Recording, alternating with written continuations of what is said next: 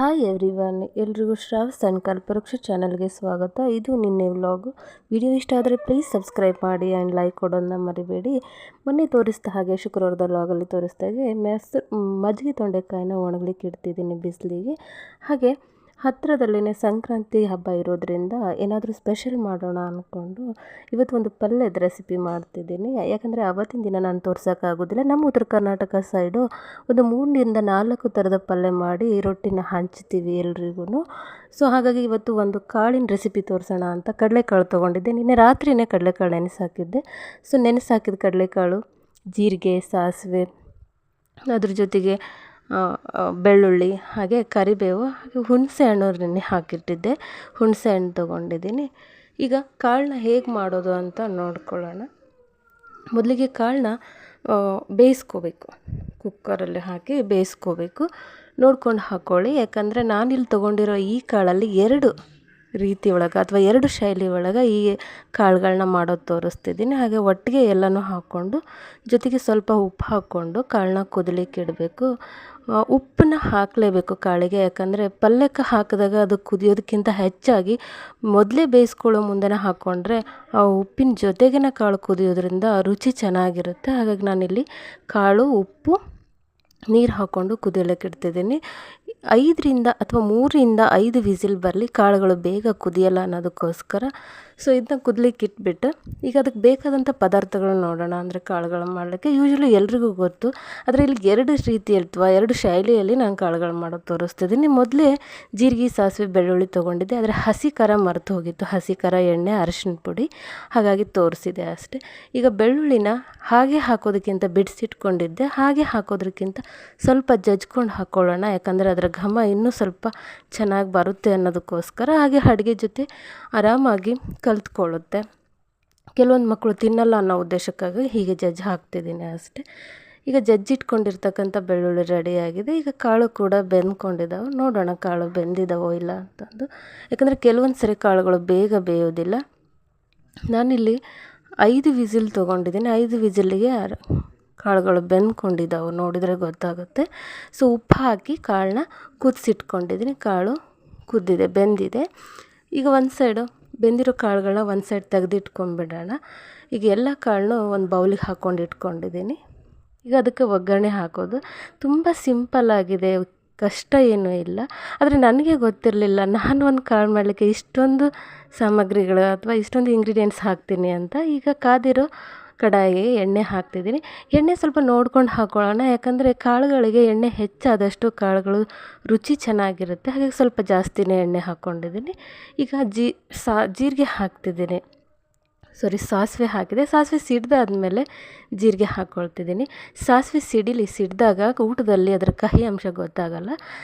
ಜೀರಿಗೆ, ಸಾಸಿವೆ ಹಾಕಿ ಅದ್ರ ಜೊತೆಗೆ ಬೆಳ್ಳುಳ್ಳಿ, ಜಜ್ಜಿಟ್ಕೊಂಡಿರ್ತಕ್ಕಂಥ ಬೆಳ್ಳುಳ್ಳಿ, ಕರಿಬೇವು ಹಾಕಿ ಈ ಎಲ್ಲ ಪದಾರ್ಥಗಳ ಕರಿಬೇವು, ಬೆಳ್ಳುಳ್ಳಿ ಹಾಕಿದಾಗ ಫ್ಲೇಮ್ ಮೀಡಿಯಮ್ ಅಥವಾ ಲೋ ಇರಲಿ. ಯಾಕಂದರೆ ಅದು ಕುದ್ಕೊಳ್ಳುತ್ತೆ. ಸಡನ್ನಾಗಿ ನಾವು ಹೈ ಫ್ಲೇಮ್ ಇಟ್ವಿ ಅಂತಂದರೆ ಬೆಳ್ಳುಳ್ಳಿ ಸೀದು ಹೋಗುತ್ತೆ. ಅದ್ರ ಜೊತೆಗೆ ಹಸಿ ಮೆಣಸಿನ್ಕಾಯಿ ಪೇಸ್ಟ್ ಮನೆಯಲ್ಲೇ ಮಾಡಿಟ್ಕೊಂಡಿದ್ದೆ, ನಾನು ಆಲ್ರೆಡಿ ತೋರಿಸಿದ್ದೀನಲ್ಲ, ಅದೇ ಪೇಸ್ಟನ್ನ ನಾನಿಲ್ಲಿ ಬಳಸ್ತಿದ್ದೀನಿ. ಅದನ್ನ ಹಾಕಿ ಅದರ ಹಸಿ ವಾಸನೆ ಹೋಗೋವರೆಗೂ ಸ್ವಲ್ಪ ಬಳಸ್ಕೊಳ್ಳೋಣ. ಅದ್ರ ಜೊತೆಗೆ ಅರಿಶಿನ ಹಾಕ್ತಿದ್ದೀನಿ. ಅರಿಶಿನ ಹಾಕಾದ್ಮೇಲೆ ಸ್ವಲ್ಪ ಕಾಯಾಡಿಸೋಣ, ಇಲ್ಲ ಅಂತಂದರೆ ತಳ ಹಿಡಿಯುತ್ತೆ. ಈಗ ಕಾಳುಗಳನ್ನ ಹಾಕ್ಕೊಳ್ತಿದ್ದೀನಿ. ಅರ್ಧ ಭಾಗ ಮಾತ್ರ ಹಾಕಿದ್ದೀನಿ, ಇನ್ನು ಅರ್ಧ ಭಾಗ ಬೇರೆ ರೀತಿ ಒಳಗೆ ಮಾಡಿ ತೋರಿಸ್ತೀನಿ. ಈಗ ಅರ್ಧ ಭಾಗ ಮಾಡಿ ಅಷ್ಟೇ ಹಾಕ್ಕೊಂಡಿದ್ದೀನಿ ಕಾಳನ್ನ. ಈಗ ಹಾಕಿ ಸ್ವಲ್ಪ ಕಾಯಾಡಿಸ್ಕೊಂಡು ಈಗ ಉಪ್ಪು ಹಾಕ್ಕೊಳ್ತಿದ್ದೀನಿ. ಉಪ್ಪು ನೋಡಿ ಹಾಕ್ಕೊಳ್ಳಿ. ಯಾಕಂದರೆ ಕಾಳುಗಳು ಕುದಿಬೇಕಾದ್ರೆ ನಾವು ಉಪ್ಪು ಹಾಕ್ಕೊಂಡಿದ್ವಿ, ಕುದಲಿಕ್ಕೆ ಇಡಬೇಕಾದ್ರೇ ಮುಂಚೆ ಉಪ್ಪು ಹಾಕಿದ್ವಿ. ಹಾಗಾಗಿ ನೋಡಿಕೊಂಡು ಆ್ಯಡ್ ಮಾಡ್ಕೊಳ್ಳಿ. ಈಗ ಉಪ್ಪು ಆ್ಯಡ್ ಆದಮೇಲೆ ಹುಣಸೆ ರಸ ತೊಗೊಂಡಿದ್ದೀನಿ. ಹುಣಸೆ ರಸ ಕೆಲವೊಬ್ಬರು ಹಾಕ್ತಾರೆ, ಹಾಕದೇ ಇದ್ರೂ ನಡೆಯುತ್ತೆ.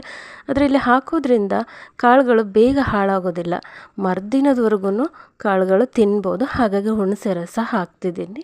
ಹಬ್ಬ ಹರಿದಿನದೊಳಗೆ ಕಾಳುಗಳ ಒಂದು ಕ್ವಾಂಟಿಟಿ ಹೆಚ್ಚಾಗೆ ಮಾಡ್ಕೊಳ್ತೀವಲ್ಲ, ಅದ್ರ ಜೊತೆಗೆ ನಾನಿಲ್ಲಿ ಬೆಲ್ಲ, ಯಾಕಂದರೆ ಹುಣಸೆ ರಸ ಹಾಕಿರೋದ್ರಿಂದ ಬೆಲ್ಲ ಹಾಕ್ಕೊಳ್ತಿದ್ದೀನಿ. ಯೂಶ್ವಲಿ ಬೆಲ್ಲನ ನಾವು ತುಂಬ ಅಡುಗೆಗೆ ಬಳಸ್ತೀವಿ, ಖಾರ ಜಾಸ್ತಿ ಇರೋದ್ರಿಂದ, ಹಸಿ ಖಾರ ತಿನ್ನೋದ್ರಿಂದ. ಹಾಗೆ ಬೆಲ್ಲ, ಸ್ವಲ್ಪ ನೀರು. ಈಗ ಹಾಕ್ತಿರೋದು ಗುರಳ್ ಪೌಡರು. ನೀವು ಕೆಲವೊಬ್ಬರು ಉತ್ತರ ಕರ್ನಾಟಕ ಸೈಡು ಗುರಳ್ ಪೌಡ್ರ್ ಅಂತ ಹೇಳಿದ್ರೆ, ಕೆಲವೊಬ್ಬರು ಹುಚ್ಚೆಳ್ ಪೌಡ್ರ್ ಅಂತ ಕೂಡ ಇದನ್ನು ಕರೀತಾರೆ. ನಮ್ಮ ಕಡೆ ಗುರಳ್ ಪುಡಿ ಅಂತ ಕರಿತೀವಿ. ಅದನ್ನು ಆ್ಯಡ್ ಮಾಡ್ಕೊಳ್ತಿದ್ದೀನಿ. ಮೇನ್ ಒಂದು ಶೈಲಿ ಚೇಂಜ್ ಆಗಲಿಕ್ಕೆ ಮೇನ್ ಇಂಗ್ರೀಡಿಯೆಂಟ್ಸೇ ಇದು ಗುರಳ್ ಪುಡಿ.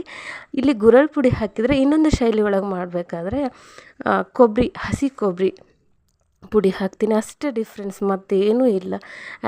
ಈಗ ಏನು ಮಾಡಿದ್ದೀನಿ ಇದೇ ರೀತಿ ಒಳಗನ ಅದನ್ನು ಮಾಡ್ಕೊಳ್ಳೋದು, ಮತ್ತೇನು ವ್ಯತ್ಯಾಸ ಇರೋದಿಲ್ಲ. ಈಗ ಸ್ವಲ್ಪ ಮುಚ್ಚಿಟ್ಬಿಡೋಣ, ನೀರು ಹಾಕಿ ಮುಚ್ಚಿಟ್ಟಾದಮೇಲೆ ರೆಡಿಯಾಗಿದೆ, ಒಂದು ರೀತಿಯ ಕಾಳು ಪಲ್ಯ ರೆಡಿಯಾಗಿದೆ.